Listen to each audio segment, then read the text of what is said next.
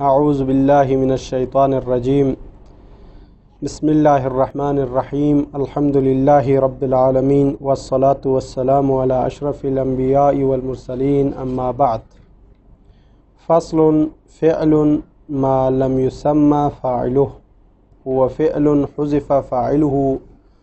وأقيم المفعول به معه مقامه ويختص بالمتعدی الى آخرها۔ ہماری بحث فعل مجہول کے بارے میں ہے کہ فعل مجہول کو کیسے بنایا جائے گا، فعل ماضی کا مجہول کیسے بنایا جاتا ہے، فعل مضارع کا مجہول کیسے بنایا جاتا ہے، اس کے بارے میں ذکر ہو رہا ہے۔ تو فعل مجہول کی تعریف کیا ہے، سب سے پہلے اس کی تعریف جاننا چاہیے، پھر اس کے بعد اس کے جو بنانے کا طریقہ ہے وہ یہاں پر بیان فرما رہے ہیں۔ تو فرماتے ہیں فعل مجہول جو ہے وہ فعل ہے جس کے فاعل کو حذف کیا گیا ہے اور مفعول کو فاعل کی جگہ پر کھڑا کیا گیا ہے، اور یہ متعدی کے ساتھ مختص ہے، یعنی فعل مجہول متعدی سے بنایا جاتا ہے، فعل لازم سے مجہول نہیں بنا جا سکتا۔ اور اگر کوئی چاہتا ہے کہ فعل لازم سے بنائے تو واجب ہے، ضروری ہے کہ پہلے اس کو متعدی کرائیں،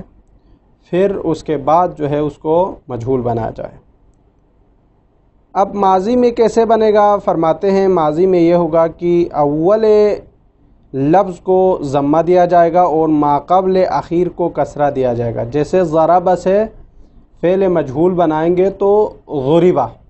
ذات پر ضمہ اور ما قبل اخیر یعنی راء پر جو ہے کسرہ ہے۔ اور یہ جو اول لفظ مضموم ہونا، ما قبل اخیر کسرہ ہونا، یہ جو مجہول کا طریقہ ہے یہ ان ابواب کے ساتھ مختص ہے جس کے ابتدا میں حمزہ وصل اور تائے زائدہ موجود نہیں ہے، جیسے ضربہ اور دحرجہ۔ دحرجہ دحرجہ سے، دحرجہ ضربہ سے ضربہ۔ اسی طرح بنایا جاتا ہے اول لفظ کو مضموم، دوسرے کو بھی مضموم کر کے ما قبل اخیر کو کسرہ کے ساتھ، وہاں ان ابواب میں جہاں پر تائے زائدہ اس کے ابتدا میں موجود ہو، جیسے تفضلہ، تفضلہ میں تفضلہ بنائے گا مجہول، تفضلہ، چونکہ یہاں پر تفضلہ میں تا اور فا یعنی اول و ثانی کلمہ پر مضموم ہے، ما قبل اخیر جو ہے ضلع میں ذات پر جو ہے کسرہ ہے۔ اسی طرح تقوریہ، اور اسی طرح جو ہے اول حرف کو جو متحرک ہے اس کو مضموم اور ما قبل اخیر کو کسرہ دے کر بنایا جائے گا مجہول، جہاں پر حمزہ وصل ہو، استخرجہ، اقتدرہ، اس طریقے سے۔ اور یہ تھا ماضی کے حوالے سے۔ اور ایک ہے مضارع میں مجہول کیسے بنایا جاتا ہے۔ فرماتے ہیں مضارع میں مجہول بنایا جائے گا کہ حرف مضارع کو مضموم کرنے کے ساتھ اور ما قبل اخیر کو فتحہ دینے کے ساتھ، جیسے یضربو ہے، اس میں یا جو حروف عتین میں سے اس کو ضمہ دیں گا تو یضربو، اور ما قبل اخیر جو ہے فتحہ آئے گا، یضربو راء پر جو ہے ما قبل اخیر جو ہے راء کو کہتے ہیں، یعنی آخری حرف سے پہلے والا اس کو کہتے ہیں ما قبل اخیر، اس کو فتحہ دینے کے ساتھ۔ تو یضربو یضربو، یستخرجو یستخرجو، باب استفعال سے اگر اس کے مضارع کو مجہول بنانا ہے تو۔ لیکن باب مفاعلہ میں، باب افعال میں، باب تفعیل میں، باب فعللہ میں اور اس کے ملحقات میں ما قبل اخیر پر فتحہ آئے گا، جیسے یحاسب یدحرج، اس طریقے سے۔ اور آخر میں فرماتے ہیں کہ اجوف میں جو ہے اس کے ماضی کو اگر بنانا ہے تو ابتدا میں اس کو مضموم کیا جائے گا، مکسور کیا جائے گا، یعنی مکسور کسرہ کے ساتھ پڑھا جائے گا، جیسے قال سے اجوف واوی ہے تو قیلہ، باع جو فیائی ہے اس سے قیلا بیع اس طریقے سے، اور اس کو اشمام کے ساتھ پڑھا جا سکتا ہے قویلا بویع،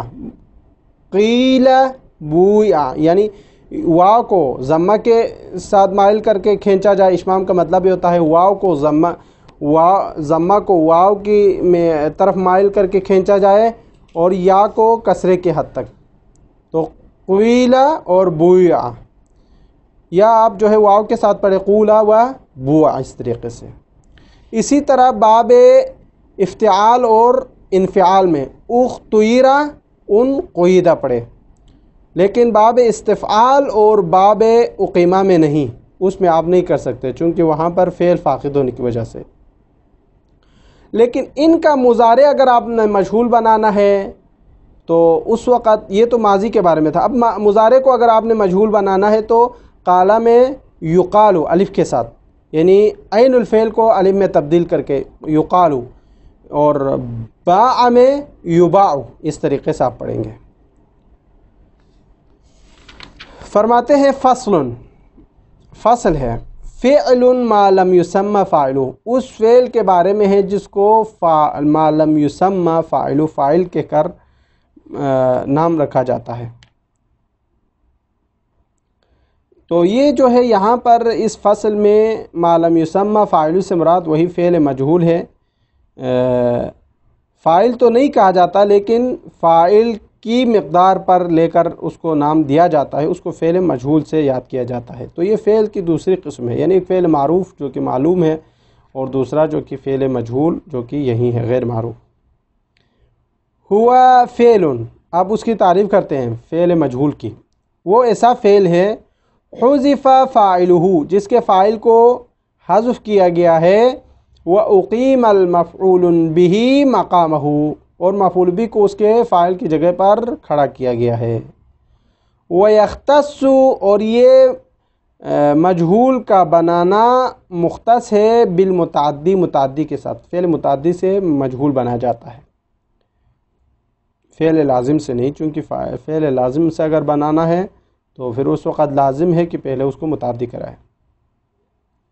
وَعَلَامَتُهُ فِي الْمَاضِي، اب علامت کیا ہے فعل ماضی میں مجہول بنانے کا؟ فرماتے ہیں أَن يَكُونَ اللَّفْظُ الْأَوَّلُ مَضْمُومًا فقط، پہلے والے لفظ کو ضمہ دے دیں، صرف ضمہ دیا جائے گا۔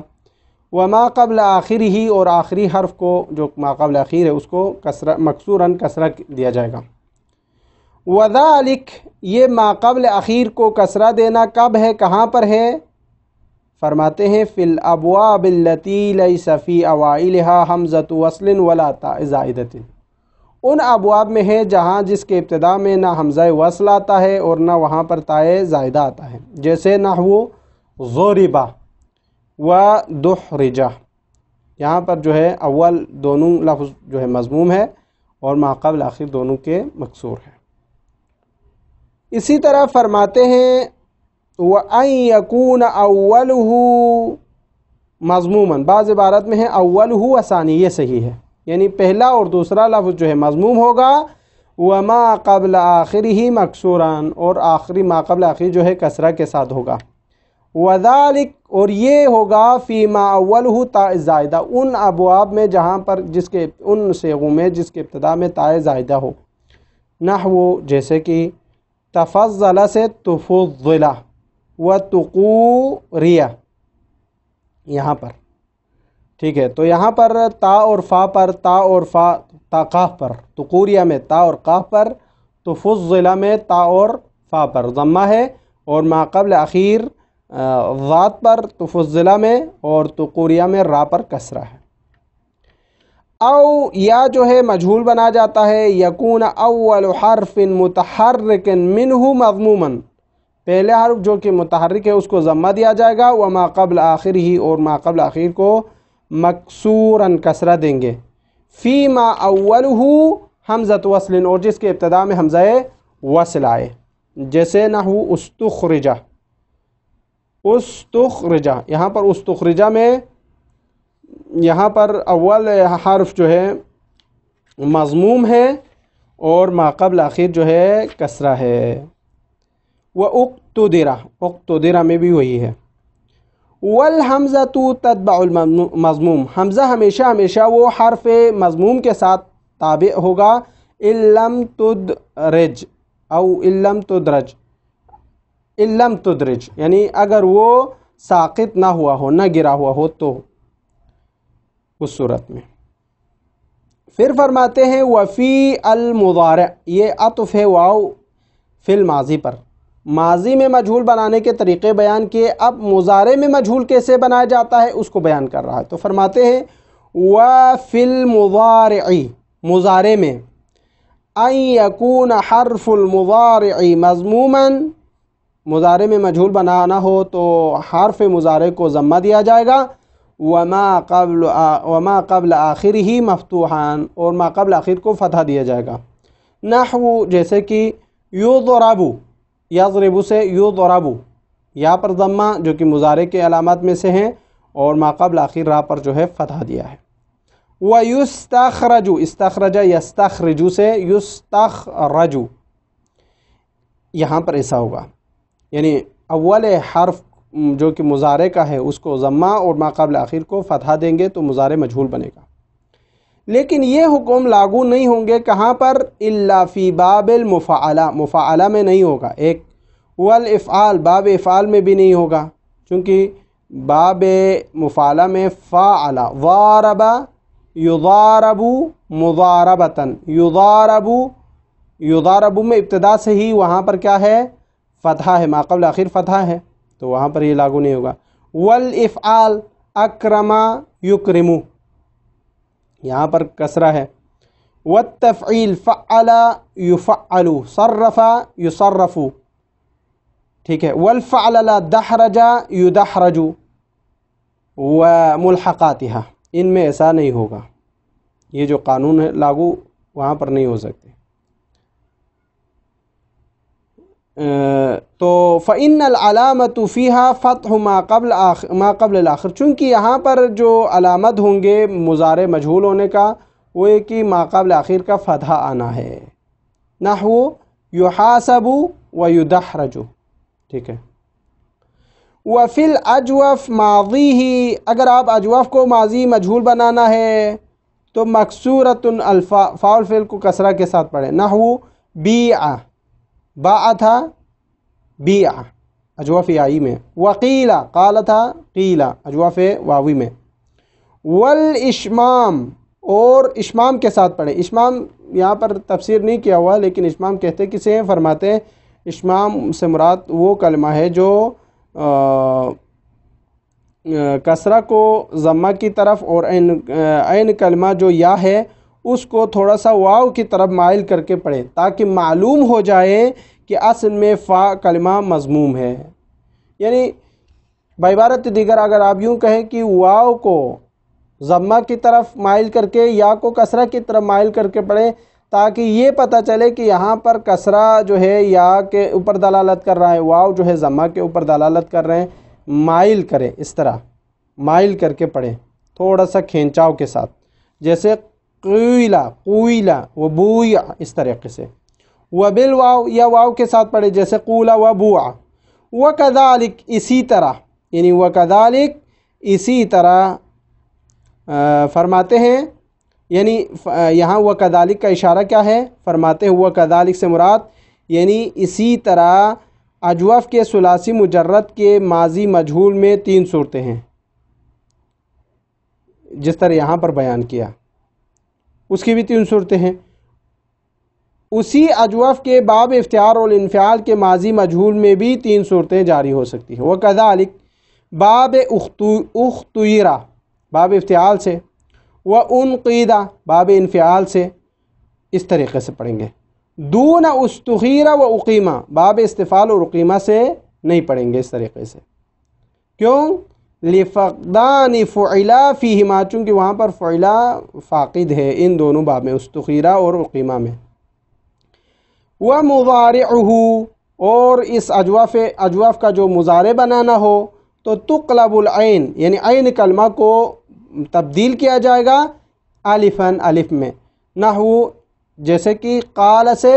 یقالو، یقالو، یقول تھا اس کو یقال بنایا، ویبیع تھا اس سے ویباع الف میں عین الفعل کو منقلب کیا، کما عرفت فی التصریف مستقصن، اس کے بارے میں آپ تصریف میں علم صرف میں بہت زیادہ دقیق نظروں سے آپ نے پڑھے، وہاں پر سمجھے ہوں گے، تو یہ کہنا چاہتے ہیں۔ آگے فصل میں فرماتے ہیں کہ یہاں پر فعل کی اور ایک اور قسم کو بیان کرنا چاہتے ہیں، ایک جو ہے فعل لازم تھے، ایک فعل متعدی، ان کو یہاں پر ذکر کرتے ہیں کہ فعل لازم کسے کہتے ہیں، فعل متعدی کسے کہتے ہیں، ان کی تعریف اور ان کی مثالیں اور اس کے بارے میں توضیح کرنا چاہتے ہیں اس فصل میں۔ فصل، ایک فصل ہے، الفعل، فعل اما متعدن، یا فعل متعدی ہوتے ہیں۔ اب تعریف کیا ہے متعدی کسے کہتے ہیں؟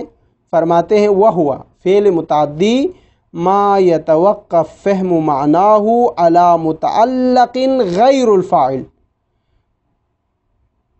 متعدی وہ فعل ہے جو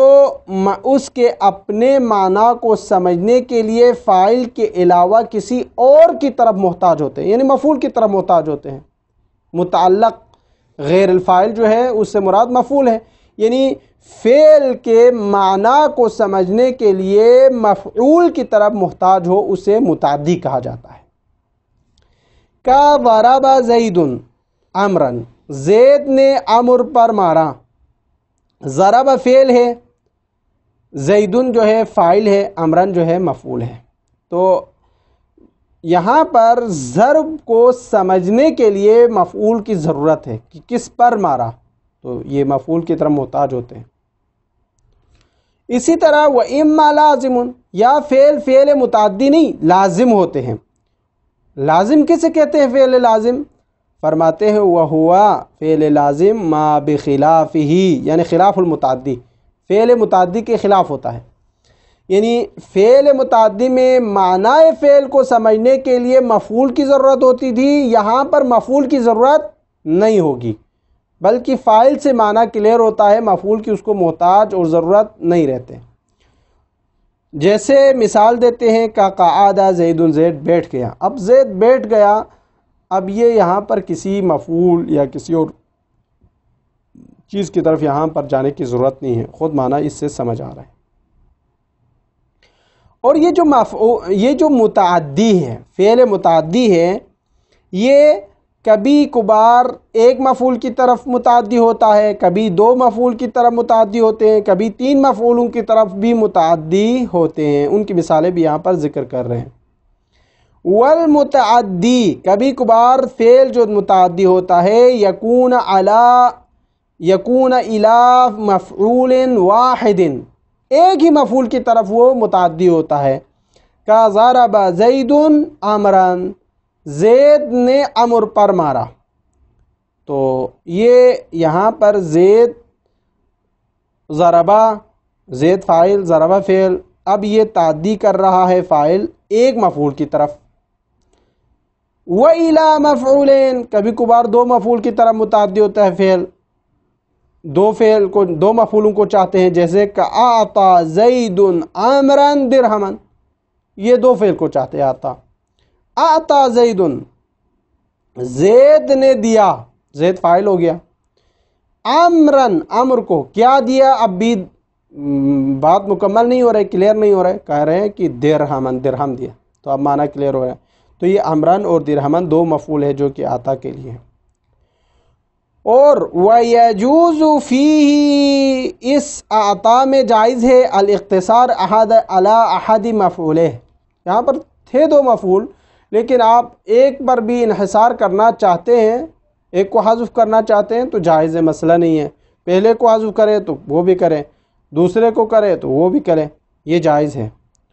کیوں جائز ہے؟ چونکہ یہ یہاں کتاب میں نہیں لکھا، یعنی ان دو مفعولوں کا مصداق الگ ہے، مصداق الگ ہونے کی وجہ سے آپ اس کو ایک کو حذف کر کے ایک کو رکھنا جائز ہے۔ کہ اعطیت زیدا واعطیت درہما، میں نے زید کو دیا، میں نے درہم دیا، تو یہ بھی آپ اس طریقے سے انحصار کر سکتے ہیں، کسی ایک کو بھی حذف کریں۔ بخلاف باب علمت، لیکن باب علمت کے خلاف، وہاں پر آپ دونوں مفعولوں کو یا تین مفعول ہے تو تینوں کو لازماً ذکر کرنا ضروری ہے، کسی ایک کو حذف کرنا، اختصار کرنا کسی ایک پر یہ جائز نہیں ہے۔ باب علمتو و الا، یہ باب علمتو کے خلاف، چونکہ وہاں پر دونوں مفعولوں کا ذکر کرنا ضروری ہے، کسی ایک مفعول پر اختصار کرنا ضروری جائز نہیں ہے۔ یعنی علمتو میں دونوں مفعول کا ذکر کرنا ضروری ہے، اعطیتو میں ایک مفعول کو ذکر کرے ایک کو ذکر نہ کرے آپ کی مرضی ہے، مسئلہ نہیں ہے، دونوں کو ذکر کرے، ایک کو ذکر کرے ایک کو چھوڑے۔ وَإِلَى ثَلَاثَةِ مَفَاعِيلٍ، کبھی کبھار یہ فعل متعدی ہوتے ہیں تین مفاعل کی طرف، مفعولوں کی طرف، ایک کا ذکر کر لیا، دو کی طرف متعدی ہوتے تھے اس کو بھی ذکر کر دیا۔ اب مصنف یہاں پر بیان کرتے ہیں کہ کبھی کبھار جو ہے فعل متعدی ہوتے ہیں تین مفعولوں کی طرف، نحو مثال کے طور پر اعلم اللہ زیدا عمرا فاضلا، اللہ نے پہچانوایا زید کو کہ عمر فاضل ہے۔ تو یہاں پر علامہ کے لیے تین مفاعل ہیں، زیدن اول، عمرا ثانیا و فاضلا ثالثا، مفاعل تین مفاعل یہاں ذکر ہوئے۔ ومنہ، یعنی اسی افعال میں سے ہیں، یعنی جو کہ تین مفعول چاہتے ہیں، ارا ہے ایک، انبأ ہے دو، اخبرہ ہے تین، وخبرہ ہے چار، وحدثہ ہے پانچ۔ یہ جو صیغے، یہ جو افعال ہے یہ بھی تین مفاعل کو چاہتے ہیں، ارا بھی، انبأ بھی، اخبرہ بھی، خبرہ بھی، حدثہ بھی، یہ تین مفاعل کے چاہنے والے ہیں۔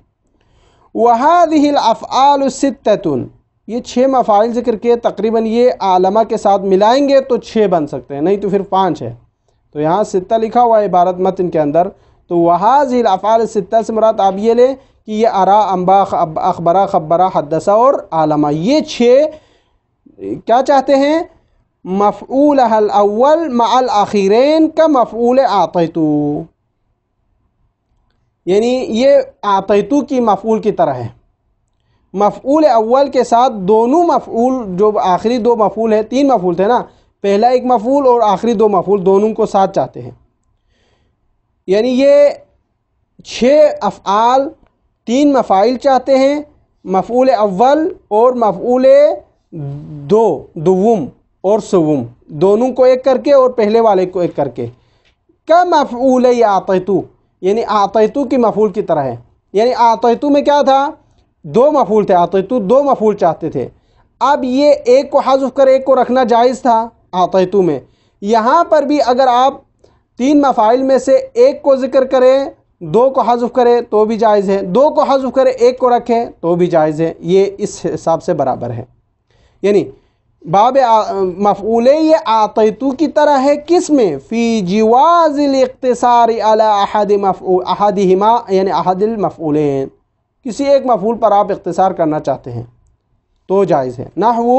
اعلم اللہ زیدن، دیکھو یہاں پر اعلم اللہ زیدن میں مفعول اول کو چاہا ہے، دو مفعول کو یہاں پر حذف کیے، یہ جائز ہے، اللہ نے زید کو پہچانوایا، یہ جائز ہے۔ لیکن والثانی، مفعول ثانی، ومع الثالث، تیسرے کے ساتھ، کا مفعول علمتو، مفعول علمتو کی طرح ہے، یعنی ایک پر اختصار کرنا جائز نہیں ہے، فی عدم جواز الاختصار علی احدہما، دونوں مفعولوں میں سے کسی ایک پر اختصار کرنا جائز نہیں ہے۔ اگر آپ نے ذکر کرنا ہے تو دونوں مفعول کو ذکر کریں، یعنی دوم اور سوم کو ساتھ ذکر کریں، آپ یہ نہیں کہہ سکتے کہ مثلا دوم کو ذکر کرے تیسرے مفعول کو ذکر نہ کرے، تیسرے کو ذکر کرے دوم کو چھوڑے، ایسا نہیں کر سکتے۔ آپ ذکر نہیں کرنا چاہتے تو دونوں کو نہ کریں، اگر ذکر کرنا چاہتے تو دونوں کو ذکر کریں، یہ یعنی بعبارت دیگر خلاصہ کلام یہ ہوا کہ یہ جو افعال تین مفاعل چاہتے ہیں ان میں یہ ہوگا کہ اگر آپ پہلے والے مفعول کو ذکر کرے دوسرے دو کو حذف کرے تو جائز ہے، دوسرے دو کو ذکر کرے پہلے والے ایک کو حذف کرے تو بھی جائز ہے، یہ باب اعطیتو کی طرح ہو گیا۔ لیکن اگر آپ یوں بعبارت دیگر یوں کہیں کہ دو مفعول، جو آخری دو مفعول ہیں، یہ باب علمتو کی طرح ہے، یعنی آپ دو کو ذکر کریں تیسرے مفعول کو ذکر نہ کریں، تیسرے کو ذکر کریں دوسرے کو ذکر نہ کریں، ایسا جائز نہیں ہے، یہ نہیں ہو سکتا، یہ باب علمتو کے مفعولوں کی طرح ہے۔ فلا یقال، اب یہاں یہ مثال دے رہے ہیں عدم جواز کی، اعلمت زیدا خیر الناس، میں نے پہچانا زید لوگوں میں سے سب سے اچھا ہے، یہ جائز نہیں ہے، بلکہ آپ یوں کہیں بل یقال اعلمت زیدا عمرا خیر الناس، اعلمت میں نے پہچانا زیدا زید عمرا عمر کے لیے خیر الناس لوگوں میں سے سب سے بہترین ہے۔ تو یہاں پر دونوں مفعولوں کا ساتھ ذکر کرنا ضروری ہے، چونکہ یہ باب علمت کی طرح ہے، یعنی دونوں مفعولوں کو ساتھ ذکر کریں، ایک کو ذکر کریں ایک کو چھوڑیں، یہ جائز نہیں ہے۔ اور آگے بحث آ رہی ہے افعال قلوب کی، انشاءاللہ ہم اگلے درس میں بیان کریں گے۔ وصلی اللہ علی محمد و اہل بیتہ الطاہرین۔